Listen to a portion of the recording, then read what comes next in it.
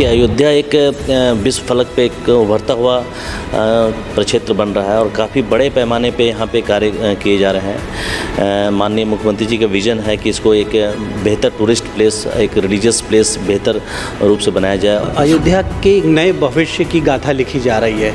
एक सुव्यवस्थित, एक सुनियोजित विकास, एक प्लान डेवलपमेंट हो रहा है और इसे एक ग्लोबल सिटी का भी रूप आप देना चाह रहे हैं कि भविष्य का एक महानगर हो अयोध्या, जहाँ पूरी दुनिया के लोग आएँ तो एक अच्छा एहसास, एक अच्छी फीलिंग के साथ वापस जाएं।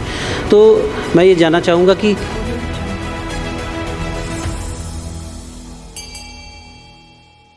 अयोध्या जनपद न सिर्फ उत्तर प्रदेश बल्कि पूरे देश और अब पूरी दुनिया का एक महत्वपूर्ण केंद्र है। संस्कृति के दृष्टि से, पर्यटन की दृष्टि से, धर्म की दृष्टि से अयोध्या का महत्व बहुत ही ज़्यादा है और अयोध्या के महत्व को देखते हुए वर्तमान प्रदेश सरकार और केंद्र सरकार भी अयोध्या के विकास को लेकर गंभीर है। यहाँ पर प्रशासन का नेतृत्व जिलाधिकारी के रूप में नीतीश कुमार साहब करते हैं, जो कुछ दिनों पहले बरेली जनपद के डीएम थे और अब अयोध्या जनपद को विकास की तीव्र गति से विकास की दिशा में ले जाने की जिम्मेदारी प्रदेश सरकार ने आपको दी है। तो हम नीतीश कुमार साहब से बात करेंगे और आपके बारे में भी बात करेंगे, साथ ही अयोध्या के विकास को लेकर क्या परिकल्पना है सरकार की और जिला प्रशासन कैसे उसे आगे बढ़ा रहा है, इस पर भी चर्चा करेंगे। नीतीश कुमार साहब, बहुत बहुत स्वागत है आपका द इंडियन ओपिनियन में। नमस्कार जी, सबसे पहले हम जानना चाहेंगे कि आप दर्शकों को संक्षेप में अपने बारे में अपना परिचय बताएं। आप कहाँ को बिलोंग करते हैं, किस बैच में आप ऑल इंडिया सर्विसेज में आए और अपनी फैमिली बैकग्राउंड के बारे में। मैं 2010 बैच का IAS अफसर हूँ और मैंने बीटेक किया है BIT सिंदरी से, जो धनबाद के पास है सिंदरी, उससे BIT सिंदरी से किया है मैंने। और मेरे फादर डॉक्टर हैं और वो गवर्नमेंट सर्विसेज में रहे हैं। मेरी माता गृहिणी है और मैं सिबलिंग्स में मेरे 2 सिस्टर बड़ी हैं और एक ब्रदर हैं जो मेरे बड़े हैं। इधर हम लोग देख रहे हैं पिछले कुछ दशकों में कि बीटेक एमटेक करने के बाद, मतलब इंजीनियर बनने के बाद भी काफ़ी रुझान UPSC की ओर नौजवानों में आ रहा है। नहीं, ये तो हमेशा से रहा है कि जो भी क्षेत्र में जाना चाहते हैं लोग, सिविल सर्विसेज हमेशा एक नया अपॉर्चुनिटी देता है लोगों को, तो लोग जाना चाहते हैं और लोग बेहतर भी कर रहे हैं इस क्षेत्र में आकर। अच्छा, जो इंजीनियरिंग की नॉलेज है उससे अलग से भी लाभ मिलता है जब आप प्रोजेक्ट्स का इंस्पेक्शन करने फील्ड में निकलते हैं।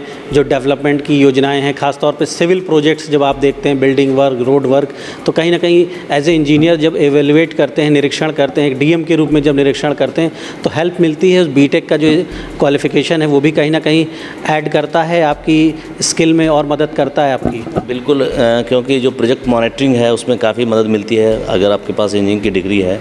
और जो इंजीनियरिंग का बेसिक कॉन्सेप्ट है कि रिसोर्स ऑप्टिमाइज़ करना, आपके पास कम रिसोर्स में कैसे आप मैक्सिमम रिजल्ट निकाल सकते हैं, वो मेन क्रक्स है इंजीनियरिंग का। उसमें हमें बहुत फ़ायदा मिलती है हम लोगों को और उसमें बेहतर रूप से, टेक्निकल रूप से कैसे कॉस्ट कटिंग कर सकते हैं, कैसे आप चीज़ों को बेहतर तरीके से देख सकते हैं, टेक्निकल इनपुट कैसे दे सकते हैं, वो बहुत फ़ायदेमंद है ये चीज़। अयोध्या जनपद को किस रूप में ले रहे हैं? यहाँ पर अभी किस तरह के चैलेंजेस हैं एज अ डिस्ट्रिक्ट मैजिस्ट्रेट? यहाँ पर जो कार्यशैली है उनमें प्रायोरिटी के इश्यूज़ क्या हैं?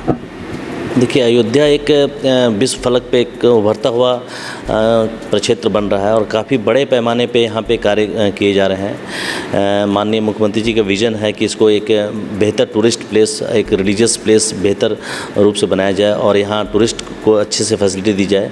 और नगर निगम के रूप में इसको स्थापित किया गया है और उसको बेहतर बनाने के लिए प्रयास चल रहे हैं। और इसमें कम्युनिकेशंस प्लान है, हमारे पास ट्रांसपोर्टेशन के प्लान है, स्ट्रक्चर्स प्लान्स हैं कि कैसे कैसे हम बेसिक स्ट्रक्चर्स बढ़ाएंगे, राम मंदिर के पास कितने कंस्ट्रक्शंस होंगे, शहर को कैसे हम लोगों के लिए बेहतर फैसिलिटी दे सकते हैं, चाहे वो ड्रेनेज सिस्टम है, चाहे पाइपलाइन वाटर सप्लाई है, स्ट्रक्चर्स हैं, रोड्स हैं, रेलवे लाइन कैसे हम एक्सटेंड कर सकते हैं। सभी बड़े पैमाने पे काम चल रहा है यहाँ पे। रोड्स कनेक्टिविटी के, एयरपोर्ट कनेक्टिविटी के लिए भी काम चल रहा है। तो काफ़ी बड़े स्तर पे कार्य यहाँ किए जा रहे हैं। जो हमारे पौराणिक कुंड हैं उनको हम रेनोवेट कर रहे हैं और साथ साथ हम जो हमारे घाट हैं उसको सुंदर बनाने का प्रयास किया जा रहा है। जो घाट कनेक्ट नहीं है उसको कनेक्ट किया जा रहा है। काफ़ी बड़े पैमाने पे राम की पैड़ी से, आप जानते होंगे, अवगत होंगे, राम की पैड़ी से गुप्तार घाट को कनेक्ट किया जा रहा है, जो काफ़ी बड़ा प्रोजेक्ट है। 9.5 किलोमीटर घाट की तैयारी है हम लोग की पूरे।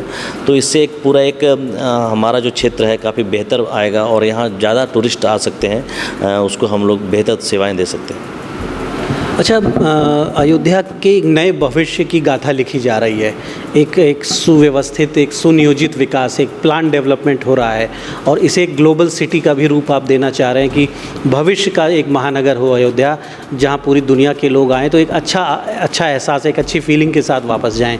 तो मैं ये जानना चाहूँगा कि अब कितनी पॉपुलेशन को ध्यान में रखते हुए फ्यूचर की क्या पॉपुलेशन को कैलकुलेट कर रहे हैं और उस हिसाब से कैसे आप यहाँ पर व्यवस्था कर रहे हैं कि लगभग आज की जो जनसंख्या है, अगर 10 साल बाद जिस तरह से पूरे देश से लोग यहाँ आना भी चाह रहे हैं, ज़मीनें भी खरीद रहे हैं, प्लॉट्स खरीद रहे हैं, आवास विकास यहाँ पर एक नया टाउनशिप बना रहा है, विकास प्राधिकरण भी नई आवासीय योजनाएं ला रहा है, तो जनसंख्या की दृष्टि से भी अयोध्या काफ़ी बढ़ जाएगा और बाहर के लोग भी आएंगे।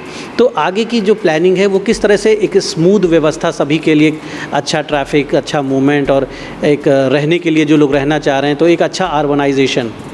नहीं, सबसे महत्वपूर्ण है जो हमारे एग्जिस्टिंग रोड्स है उसका चौड़ीकरण करना और नए रोड्स बनाना, और जो डेवलपमेंट अथॉरिटी एरिया है उसका हम लोगों ने विस्तार किया है, नगर निगम क्षेत्र का भी विस्तार हुआ है।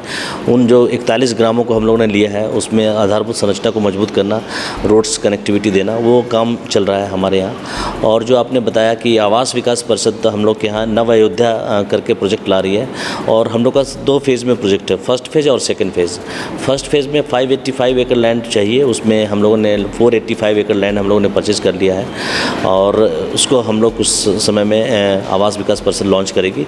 और इसमें जो बेसिक कॉन्सेप्ट है कि हम जो सभी स्टेट्स हैं वहाँ उसको गेस्ट हाउस के रूप में दिया जाएगा और इसमें किसी कंट्रीज़ वगैरह को कंट्रीज़ को भी गेस्ट हाउस दिए जाएंगे और इसमें होटल्स वगैरह के लिए भी लैंड होगा, मठों के लिए लैंड्स होंगे, रेजिडेंशियल फैसिलिटीज़ भी होंगे। तो नव अयोध्या का एक बेसिक कॉन्सेप्ट है कि काफ़ी स्ट्रक्चर्स को बहुत बेहतर तरीके से मजबूत बनाया जाए और उसमें कनेक्टिविटी काफ़ी अच्छी होगी।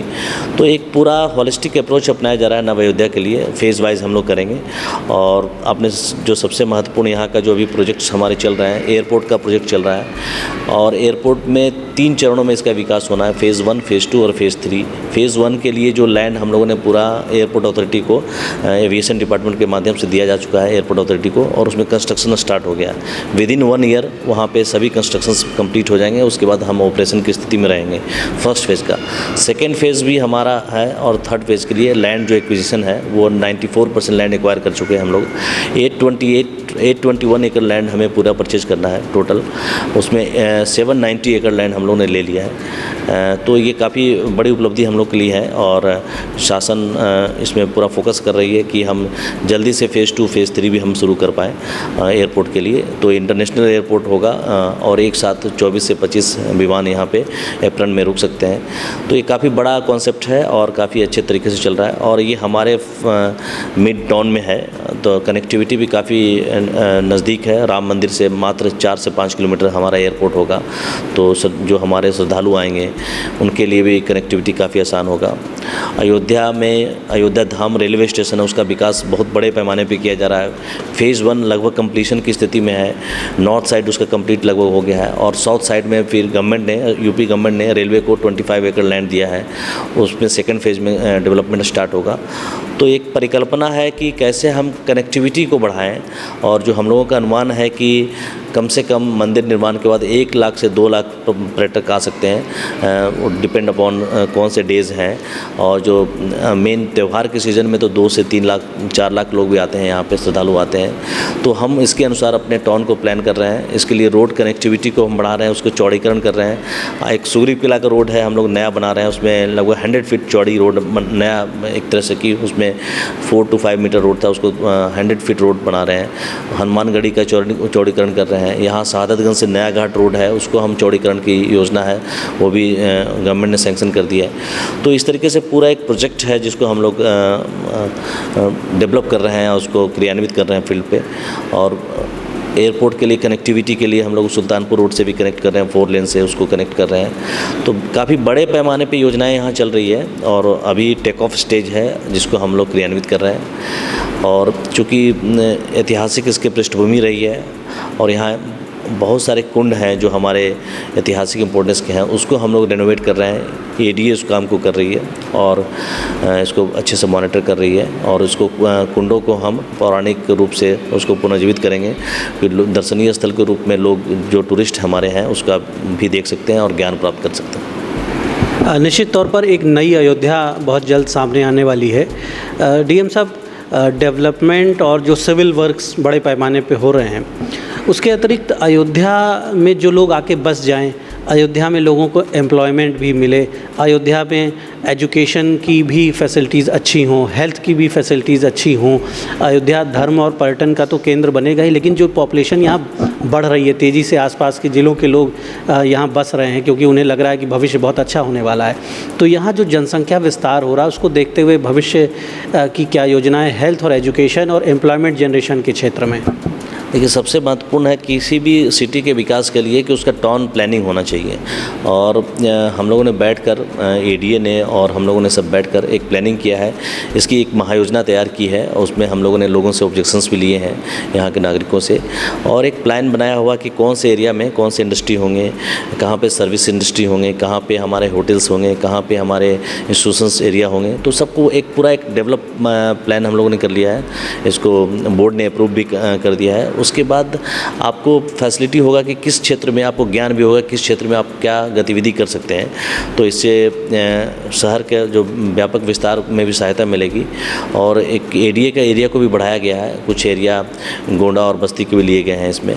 तो इससे पूरी कार्य योजना बनाई गई होलिस्टिक अप्रोच के रूप में, कैसे यहाँ पे श्रद्धालु आएंगे तो उसको कैसे हम पार्किंग फैसिलिटी देंगे। हम लोग बाकी जो 6 द्वार भी हम लोग परिकल्पना में है कि थोड़े दूर पे हम लोग द्वार बनाएंगे कि वहाँ पे भी ट्रैफिक मैनेजमेंट के सिस्टम हम लोग ला सकते हैं। नया बस अड्डा भी बना है, वहाँ पे भी हमारे पास ज़मीन है, उसको हम फिर और भी डेवलप करने जा रहे हैं बस अड्डे को, जो हमारा नया बना है। तो इस तरीके से परिकल्पना है। और जैसे आपने बात किया स्वास्थ्य क्षेत्र में, तो हमारे यहाँ मेडिकल कॉलेज कंप्लीट हो गया है, 300 बेड के हैं, उसमें भी नंबर ऑफ़ बेड्स और बढ़ने जा रहे हैं। नर्सिंग कॉलेज भी खुल रहे हैं उसमें। तो स्ट्रक्चर्स काफ़ी बढ़ रहे हैं और फैसिलिटीज़ हम इसको स्वास्थ्य के क्षेत्र में हमारे यहाँ मेडिकल कॉलेज आने से एक बेहतर विकल्प है, और उसको हम और बेहतर तरीके से हम लोग रणनीति बनाए हैं कि सभी स्ट्रीम्स को और इंक्लूड करते हुए इसको आगे बढ़ाएंगे। साथ साथ आप हमारे यहाँ देखेंगे कि आप महिला अस्पताल भी है, जिला महिला अस्पताल है, जिला पुरुष अस्पताल है, और एक हमारे पास श्री राम हॉस्पिटल्स भी है। तो यहाँ डिस्ट्रिक्ट लेवल पे भी हॉस्पिटल्स काफ़ी हैं। कुमारगंज में एक 100 बेड हॉस्पिटल खुला है, अभी नए खुल रहे हैं। तो बहुत बड़े पैमाने पे हम लोग उसको कर रहे हैं, यहाँ पे व्यवस्था उसको देख रहे हैं। तो और शिक्षा के मामले में अब अगर देखें, स्वास्थ्य के साथ साथ शिक्षा भी बहुत महत्वपूर्ण है। तो प्राइवेट इन्वेस्टमेंट भी बढ़े हैं, और जो लैंड यूज़ पैटर्न डेवलप होने के बाद, डिसाइड होने के बाद लोग यहाँ इन्वेस्टमेंट कर सकते हैं और उसमें कहीं कोई दिक्कत नहीं आएगी। होटल्स जो सबसे ज़्यादा महत्वपूर्ण, जो यहाँ का सर्विस इंडस्ट्री जो काफ़ी महत्वपूर्ण उभर कर आएगा अयोध्या के लिए, तो मैंने बताया कि जैसे नव अयोध्या में भी उनके लिए स्थान दिए जाएंगे।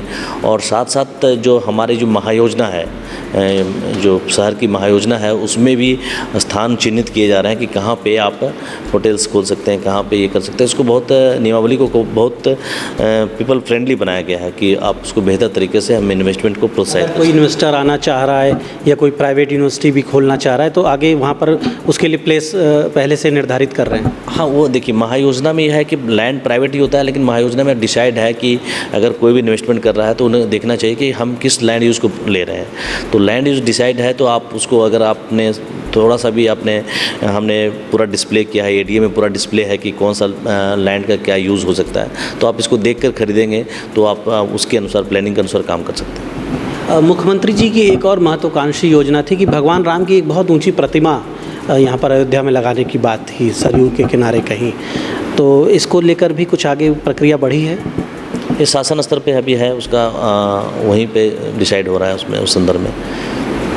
सिविल वर्क्स के अलावा अयोध्या इको फ्रेंडली डेवलपमेंट का हम एक स्ट्रक्चर अगर अडॉप्ट करें कि ग्रीनरी जो है उसको भी ध्यान में रखें, पॉल्यूशन फ्री सिटी हो अयोध्या, प्लास्टिक को लेकर भी गवर्नमेंट गंभीर है, तो अयोध्या में साफ़ सफाई और प्रदूषण, खास तौर पे किसी भी तरह का प्रदूषण जो है अयोध्या प्रदूषण से मुक्त हो। और जो एक पौराणिक आध्यात्मिक वातावरण अयोध्या का था जिसको लाने की बात की जा रही है, डेवलपमेंट में उन मॉडल्स को अडॉप्ट करने की बात की जा रही है कि अयोध्या का वो स्वरूप जिसकी चर्चा हम ग्रंथों में सुनते हैं कि अयोध्या उसी तरह से दिखाई पड़े। तो साफ़ सफाई, खास तौर पे जो इको फ्रेंडली होने की बात है कि पर्यावरण के अनुकूल विकास हो, उसको लेकर भी क्या कुछ फोकस है? नहीं, बिल्कुल। इसमें हम लोगों ने, जैसे आपको बताया कि जो हमारे पौराणिक कुंड हैं और कई सरोवर हैं, तालाब हैं, उसको हम लोग चिन्हित करके उसको हम लोग डेवलप कर रहे हैं। हमारे यहाँ अयोध्या में काफ़ी लेक्स भी हैं, जैसे आपने सुना होगा समदा झील हमारा काफ़ी बड़ा है, 67 हेक्टेयर का लैंड हम लोगों ने उसको पूरा चिन्हीकरण किया है समदा झील को, उसको रेनोवेट कर रहे हैं और बहुत बड़े पैमाने पे उसमें हम लोग उसको झील के रूप में तैयार कर रहे हैं। उसमें प्लांटेशन की कार्रवाई भी की जाएगी उसमें बड़े पैमाने पे। तो हम लोग जो प्लांटेशन का अभियान भी है, झीलों के किनारे हम लोग प्लांटेशन कर रहे हैं, उसको सस्टेन करने के लिए भी प्रयास करें किस तरीके से उसको सस्टेन किया जाए।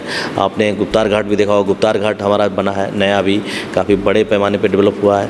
उसको हम अभी जो हमारा डिस्कनेक्ट था, कुछ घाट हमारे 1.1 किलोमीटर का जो घाट डिस्कनेक्ट था, उसको हम गुप्तार घाट से जमथरा घाट उसको कनेक्ट कर रहे हैं और उसमें काम काफ़ी तेज़ चल रहा है। उसके बाद हमारा मेन घाट से कनेक्ट हो जाएगा, तो पूरा एक वो 9.5 किलोमीटर का जो हमारा स्ट्रेच है वो कंप्लीट हो जाएगा एक घाट के रूप में। और वहाँ भी हम लोग प्लांटेशन करेंगे व्यापक रूप से। और फॉरेस्ट डिपार्टमेंट भी यहाँ पे हम लोग जो अभियान के तौर पे अभी चल रहा है, और अमृत सरोवर भी गवर्नमेंट की जो परियोजना है उसके तहत हम लोग प्रत्येक गांव में अमृत सरोवर बना रहे हैं, वहाँ पे अमृत वन लगाए जा रहे हैं। तो इसका एक हम लोग का एक है कि वो कंप्लीट किए जाए, उसको सस्टेन भी किया जाए, उस पर फोकस करना होगा कैसे हम इसको सस्टेन करें, उसको बेहतर तरीके से बनाएं।